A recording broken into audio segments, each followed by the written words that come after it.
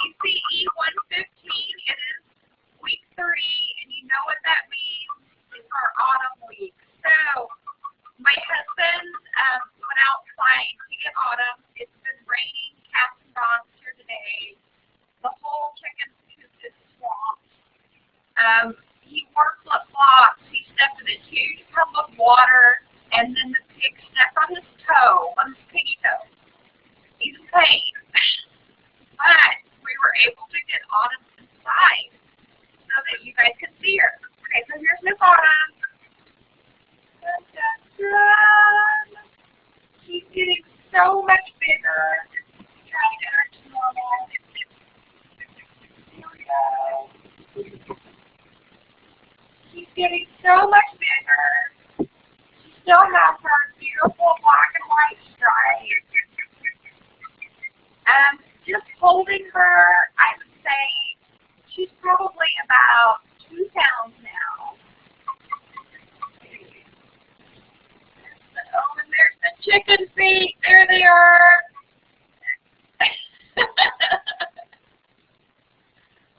So she may get a couple more pounds, something like that. I would say right now she's about maybe halfway grown. I kind of estimated her age. I think you guys have seen her, I think the ECE students have seen her 3 times now. Oh, your rooster's 10. That's big. That is big for a rooster. I'm going to guess that she's about 4 months old. And she's in the freezer. Oh no, Sarah. Most chickens are close to full grown by 6 months. And it's at about 6 months that they start laying eggs as well. So, a couple more months and Autumn will start earning her keep. And she's sweet. She's making those things. But for right now, she's a family pet, but she does live out in the chicken coop too. I have about 15 chickens and 3 roosters right now. So even when Autumn gets to be an old chicken and she stops laying eggs, they still get to live out their years with us. So she'll be spoiled. You need to know that. She's already spoiled. So there you go. She's getting angry now, so I think I'll go ahead and put her down. Yeah.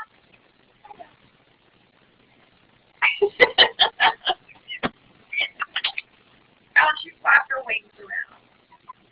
So week 3, you guys always get to look forward to week 3 and seeing this autumn. All right, I saw Jasmine come in. Jasmine, how are you? I'm going to get your name written down so you can get your points for being here. I hope you guys are having a good week. Our weeks have been super busy. Sarah, I do too. I feel like I always fix chicken wire. I completely understand.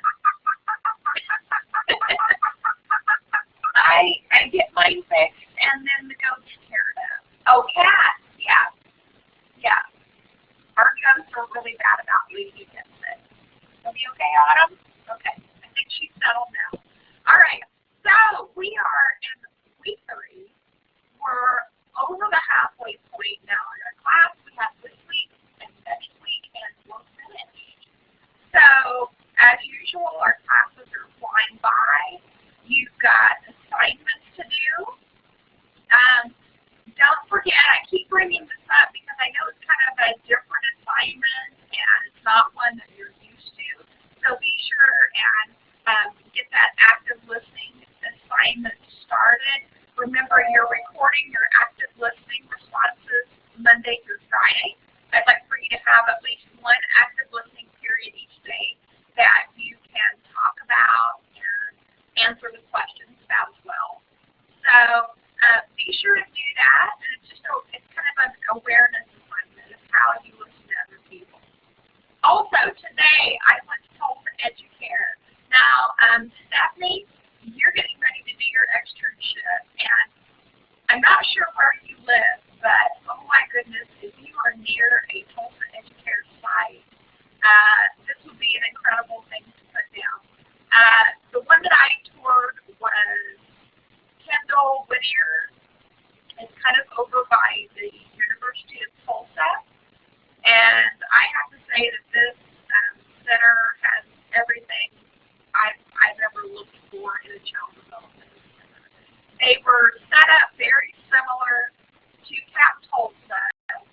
in that they have similar classrooms, two classrooms that are joined together by one kitchen.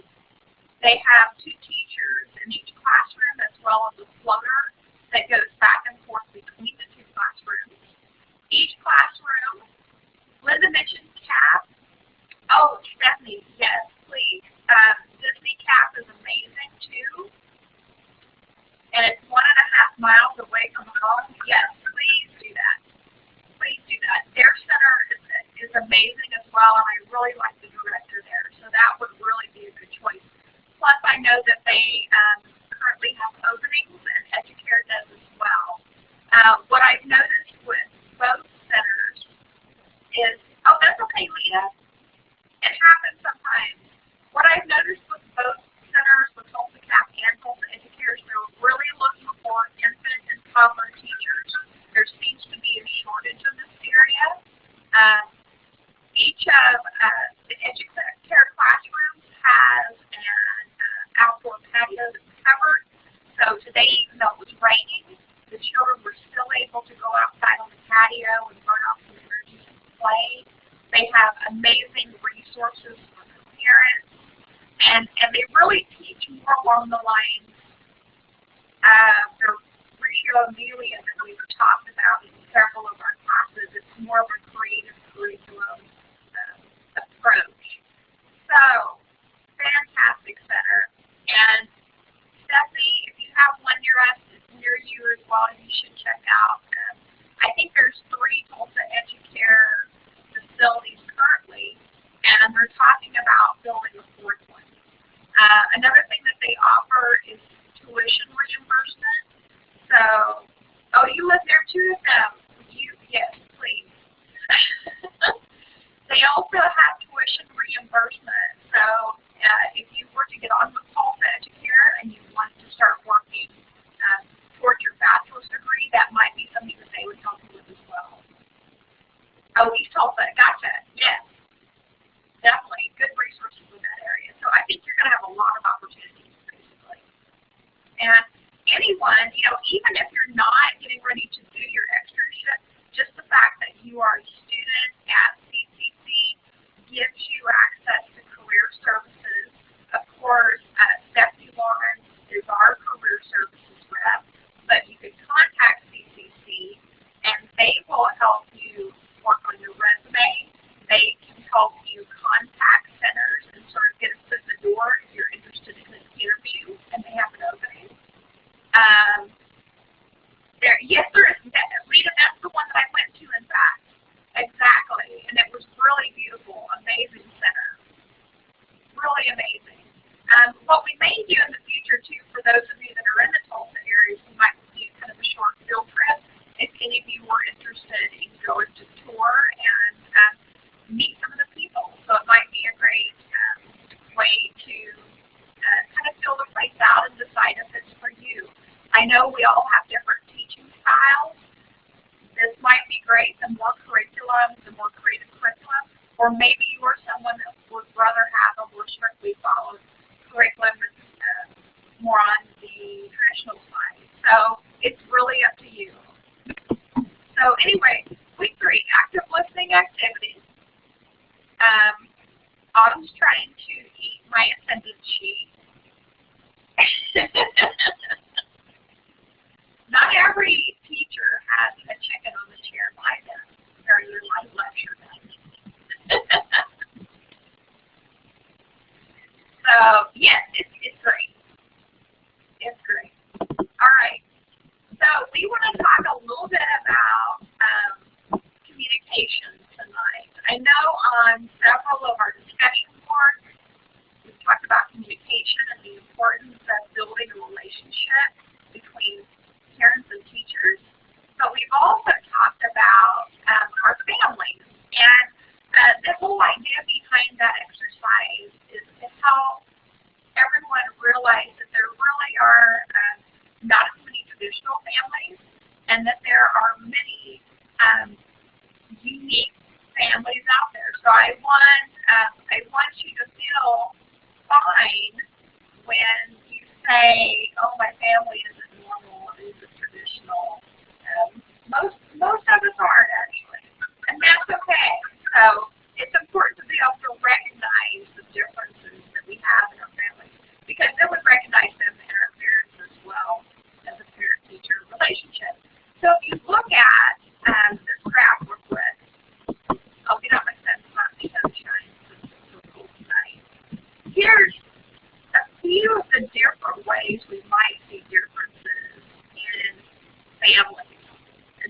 identities. Our ages, race, ethnicity, genders, physical abilities, sexual orientation, where we have worked, our income, marital status, if you've had military experience, religious beliefs, what area of the country you live in, parental status, and your education. So if you take these into effect, you can see that we can have, really hundreds of differences family to family. And our utmost goal with our early childhood program is that we want everyone to feel safe when they're at our center. We want them to feel welcome and comfortable, and we want them to feel valued. So here's a few ways we can do that. First of all, with our teacher attitude. So let's say you have a classroom and it's all yours. Of course, you want to have a good concept of what being a professional is, from the way you speak, to the way you dress, to the way you communicate with the children and their families. You're going to have a sense of self of who you are.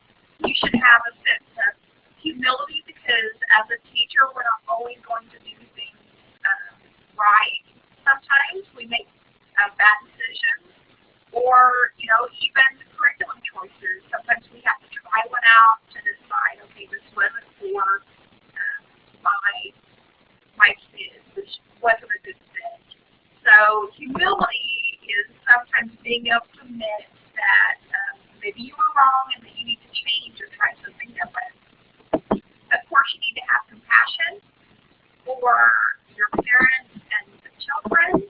You want to have respect for others, and you really want for your parents to feel like they can trust you with their children, with their little treasures. Some of the barriers that we might encounter is reluctance, not just on the parent's part, but on the teacher part. Sometimes it's hard as a teacher to reach out and connect with those parents. Instead, some teachers sort of want to keep that relationship just child-teacher, but you need to go ahead and connect the whole family because they're part of it all. We can also have parent power issues with who's making what decisions, and we can definitely have trust issues. So some of the basics. I'm going to give you some really great tips tonight as far as communication goes. These are just the basics right now. Be warm and sincere. Smile a lot, and I don't mean a fake cheesy smile. In the picture, we've got a beautiful young lady that may not have a huge cheesy smile on her face, but she's got a sincere, kind smile that says, I'm listening to you, and she's basically sort of smiling with her eyes, right? So that's what we want to do. We're smiling. In writing, when we're giving our parents communications, we want them to sometimes be in color because that's more eye-catching, and it also gives them a greater interest in it, and you're increasing the chances that they will read it just by putting a little color in it. If you don't have a color printer, you can add color by adding stickers or using colored pencils or markers. So sometimes you have to get creative. You want to put graphics in there, but not too many graphics. And you might want to put borders on your material as well so that they're noticeable. Verbal communication is very important, of course. Here's just some of the opportunities you might have to have good formal communication.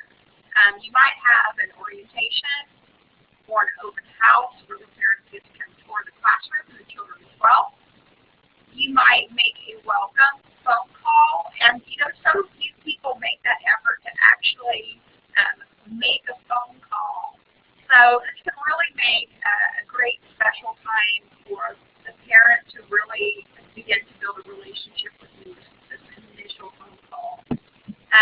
You might have parents after school. And when I went through Educare today, it was fantastic. I walked in the front door, and I kept hearing music from somewhere. And finally, I looked over to classroom that's right by the reception area, and there were some ladies in there, and they had a big screen up, and it was some type of a dance exercise thing that was on the screen. And these ladies were dancing, and there were some little kids in there too. So when Jordan Sheffield came out, I said, "So what's going on in there? That looks like fun." And she said, "Well, that's a parents group." And she said, "We have different parents that have started groups here. We've got a couple that do exercise classes during the day. So on certain days of the week, after they drop their children off to start the program, these parents go into this room that's available to them, put this exercise video up, and they dance and exercise." So I thought, what a fantastic idea. They also have a parents group for ESL, and they have other meeting places as well. So they really encourage their parents to meet at Educare and for different activities just to get them involved at the center. I thought it was great. Parents can sometimes have, of course, opportunities to volunteer in the classroom. You might have get-togethers with the class for the holidays, parent visits, parent bulletin boards, which are great ways to get information out there. And you might also have, of course, regular conferences as well where you set the goals for the children. So, exactly. I got to tell you, after touring, I'm a big fan of Educare. Positive phone call opportunities. Again, I know this is kind of old school because we're using the phones, but before the first day of school, you could call and introduce yourself. So just have a one-on-one talk on the phone. When the student performs in a positive way, it's okay to make a phone call too, because you don't want the parents only receiving phone calls when the kid's done something bad, right? Or maybe they're having a hard time. So take that opportunity to catch them being good and share that because parents always like to hear the good things as well, right? When children apply themselves in a special way, maybe they help out a friend. When students show some improvement, or when students is absent for a day or two, a phone call is great to call them and ask, "Hey, is he okay? Is she okay? You know, is there anything I can do to help out?" So there's think of positive ways you can reach out to the parents, not just when something happens, right?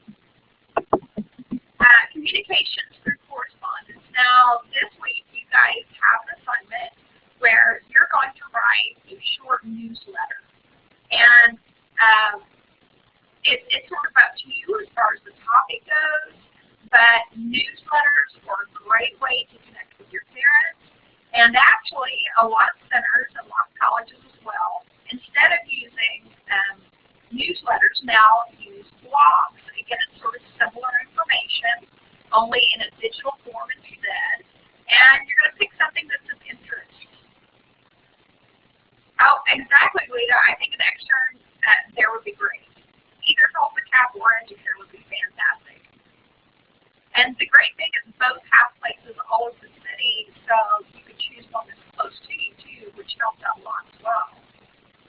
So you might, let me see, send out a welcome letter. You definitely want to have a classroom calendar.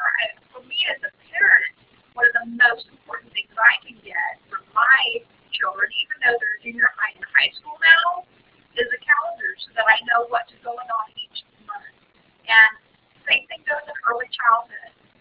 We want to know what they're doing, maybe not every day, but the themes of the week. The example I put up here, classroom news that says Mr. Rogers' 6th grade class newsletters. This is for older class. But here's an idea. They've got a spelling words list. They've got what they've learned. They have upcoming events for the week or maybe for the month. They have something special that went on in the classroom. They have a reminders box, and this is a very important one at the bottom. Contact me, because it is sometimes so hard to find a teacher's email, or phone number, or maybe their Facebook page. So you want to be sure every time you put out some bit of correspondence that you give your contact information each time. You have to repeat it every time so that it's out there. Oh, gotcha, Sarah. All right, go get some good sleep, and watch the video to catch the rest of it, okay? Have fun cleaning tomorrow. Put some music on so it's funner. That's what I always did. Okay, weekly communication folders are so important, and I know some of you probably get these from your children. So raise your hand if you receive weekly communication folders for maybe one of your kids' classrooms. My son still gets them for junior high. Each week he has his assignments in there, a printout of how he's doing in the class, the current percentage of steps you do. Does anybody else get a folder? Very popular with the younger ages, junior high, sometimes you still get it. And as someone mentioned on one of the discussion boards, it seems like in high school we really don't see it as much. And I would really love to have that communication still there in a high school. Wish it was. So a weekly folder that you might send home. Oh, your fourth grader. Yes, exactly. And Stephanie, does your fourth grader get like a reading book each week as well? A reading book? Okay, that's what I thought. That's what mine did in fourth grade too as well. So I think it's fantastic. You can do that with the younger children as well, a book that you can read with the family. So they bring the folder home. Usually they have to, the parents have to sign it to show that they've seen it. You might have a brief update on what's going on, work samples, encourage parents to communicate through the folder. So there's lots of different things you can do with a weekly or nightly folder. And also, it's a great place to put all those great little pieces of artwork they've done through the week as well. Okay, active listening. This is the assignment that you're doing this week. I'll put my hand down. This week you're doing your active listening assignment. So, if you listen closely to the verbal cues and the nonverbal cues, and you give some feedback to the person you're listening to, maybe paraphrase what they've just said, repeating it a little different manner. Focus on the speaker, listen, show that you're interested, maybe by leaning forward a little bit, makes a big difference. And look at communication not just as words, but also as maybe, what are your hands doing? What are your feet doing? What's your body language saying? So active listening is being actively engaged. So what I'd like for you to do is, if you are actively listening to me, if you are actively engaged, I'd like for you to raise your hand. We'll see how many people get up there. Yes, Katrina, Stephanie. Oh, who's not active listening? And if you're not sure where it is, if you'll look at the participant box, underneath that I think it says Shady Snow Moderator. Then it's got each of your names, and above your names you'll see a smiley face, a face with a clock on it, and then you've got a hand. And if you will click that hand, it should put your hand up. You got it, Lita. There you go. Anybody else? Benita? Jasmine? Oh, you guys are good. Miss Otis, gotcha. And Maria, you're my last one. Are you still there? Wonderful. Okay, so I've got you all actively engaged. Good job. Everyone's got your hand up. Okay, put your hand back down. And I'll ask you something else here in just a little bit. Because I know this is an online lecture. I know some of you are maybe dog or watching TV or seeing what else is going on in the house, right? Okay, so this is what we need to do when you're calling about a problem. We never want to do this. It's not fun to do, but there's certainly steps to follow. And this is something that you will have to do as a teacher at some point. Begin with a statement of concern. You don't want to begin complaining about the child. You want to show them that you're coming from a concerned spot. Describe the specific behavior, and you've probably taken notes so you know very well what's going on. Describe the steps to take in solving the problem. Get information. Oh, wonderful. Thank you, Lita. Get information from the parent because you don't want this to be just a one-sided conversation. You want to show them you are listening to them. Then maybe come up with a few solutions and be sure you address the problem and then plan a follow-up. So the parent wants to know what the problem is, maybe what suggestions you have, and they want to get some suggestions too. And then they want to know, did it work, or do we need to try something else? So don't just leave them hanging. You want to give them that feedback that they deserve on what the issue might be. This is when it gets maybe a little more tense. What to do when you're handling an angry parent. Now, you don't want to feed off bad emotion. You want to try to keep calm. Ask the parent to maybe calm down a little bit, or maybe we should move over here. Maybe we should go out in the hallway. Use a nice, calm voice. You don't want to be confrontational. You definitely want to use that active listening or reflective listening where you're repeating what they are saying so that they know you understand, right? And this may not be the most constructive time to talk. Sometimes you just need to listen and let them get their side out. You're going to print this slide. Wonderful. I mean, there's good information there. There really is. So this may be the time where you're listening to them, what's going on. You want them to know that you're there for them. And then the next day, maybe this is when you then might want to have a meeting about it, when they're calmed down a little bit more and you can talk about the situation. Sometimes you can't solve it all in one day. So the next step is, if you're in a volatile situation, doesn't happen very often, but it can. Let's say the parent's very angry and you don't see them calming down. One of the first things you might want to do is go get another teacher, the principal, whoever else might be in the building with you, because you don't want to be there alone if this is a scary situation. If you have to use physical barriers, maybe you need to get outside that classroom. And last resort, call the police. Remember, your safety is very important, and the child's safety is very important. Now, like I said, this may not happen at all whenever you're teaching in your career. I never had it happen, but it's better to be prepared just in case, right? So be sure, and I think the most important one is if you have a parent coming in that you know is going to be angry, that you have that second person in with you to help out. Okay?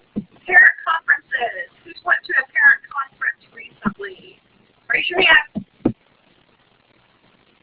Has anybody went to a parent conference recently? Lita, exactly. It's almost time again. I know we're into the second 9 weeks, so we should be having one pretty soon. Now in Jasmine as well. So you should know that parent-teacher conferences aren't just for school-age children; it's for early childhood as well.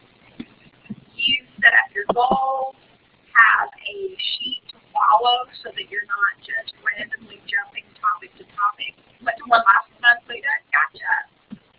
You want to have a nice, comfortable, quiet setting area. Be sure the chairs are adult size as opposed to the child size chairs, because that can make the parent feel belittled.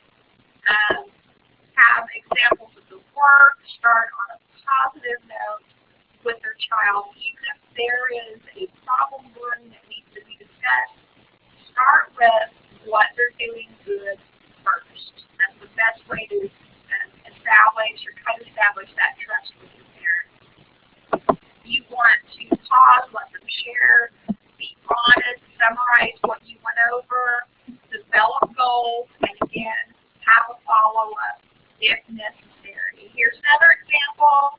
Maybe we're having an issue in the classroom. Set a date for 1 month from now.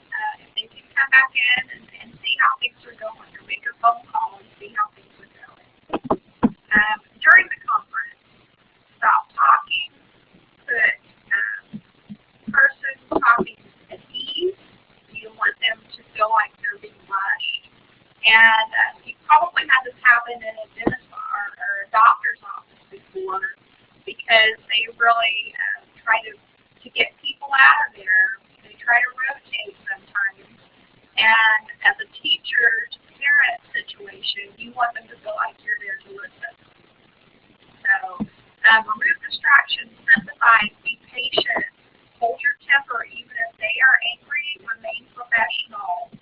Try not to use technical jargon that can really throw parents off.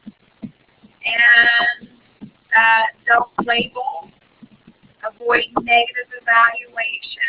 Be sure and summarize at the end. There are lots of different things you can do during the conference. What I like to have was a printout of the things that need to be covered for each student, so that I had sort of a map to go by. So each teacher will need to come up with that on their own. Okay. Lastly, next to last, I believe, we're almost there. This is Joyce Epstein's 6 types of parent involvement. And we talked about some of these on our past discussion board. Of course, with parenting, we want to, in child development centers, you want to help assist families with parenting skills. And remember, as an ECE teacher or assistant teacher, you are seen as a professional, as the expert. You may not know everything, but you know lots of times where to get that information. And it's important to pass that along. So you are the professional. Your communication, have effective homeschool and school-home communications. The folder was a great idea there. You want to give volunteering opportunities for the parents. So what you might do is, say you're getting ready to have a party, some type of holiday. Maybe you're having a 4th of July celebration in the classroom. And you could send out a letter a week or 2 before, letting the parents know the volunteer opportunities that are there. Lots of times you'll have parents that want to help out. They just don't know how to or when to. So if you will communicate with them, you will draw in those parents into the classroom and get that extra help and support that you need. Learning at home, you want to involve families with children in homework and other activities. Those of you that were in literacy, remember the literacy bag that we developed. That's a good idea of them being able to take their learning home with them and work with the families. The literacy bag. Some decision making, of course, you want the family in on that, and collaborating with the community and using the resources.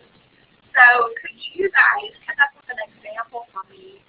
What would be a way that your ECE classroom and parents could collaborate with the community? What's some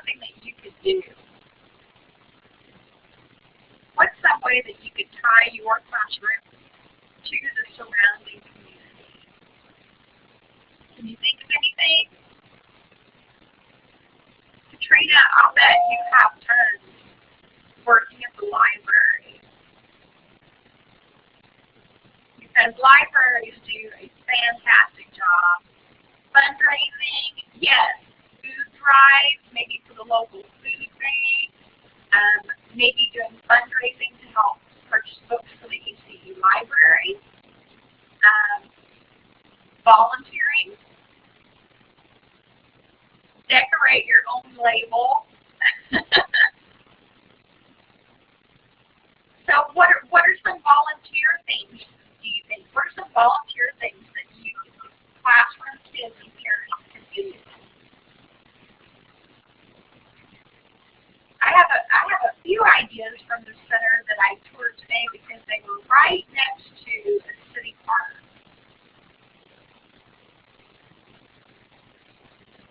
Yeah, well, always, exactly. Canned food is an easy one to collect as well. Reading meetings for children and friends. Yes, that'd be great. Field day, sure, and maybe inviting people nearby as well. Something I had thought of was helping with cleanup in the city park. Maybe have a day when everybody meets at the park and everybody gets back and we help clean up, and then after that have snacks. So sometimes it can be community improvement projects. I have a cousin who works at Commerce High School in Commerce, Oklahoma, and she is a family consumer science teacher. She has her FCCLA group once a year. They go to their little city park that really doesn't get a lot of attention from the city, and they help repaint some of the items there. So it's an opportunity for that park to get a little facelift each year, and an opportunity for those kids to volunteer and help out. So maybe ECE would be doing a lot of painting, but there's certainly things that can be done. Sorting recyclables, helping pick up, helping with education in the community, maybe talking about community resources. So there's always things out there where you can connect. So we always want to be looking for those opportunities, and we want to advertise for the parents that these are there so that they know. They can be a part of your classroom and for it to be a more family-focused center. That's really been the big talk in the last few years. It's just the importance that of not just taking care of the child, but taking care of the whole family and trying to better everyone. So does anyone have any questions right now? I'm hoping everybody has started your active listening assignment. Maybe you posted to the discussion board already your initial post.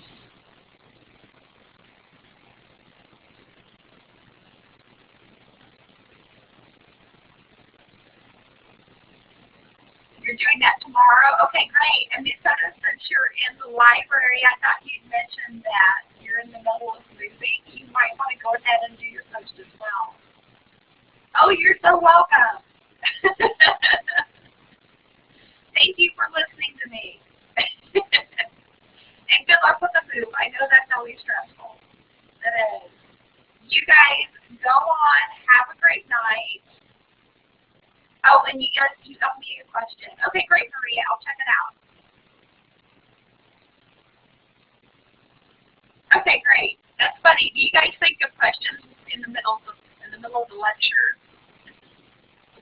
I do that sometimes too. I don't think, oh, I need to remember to do this.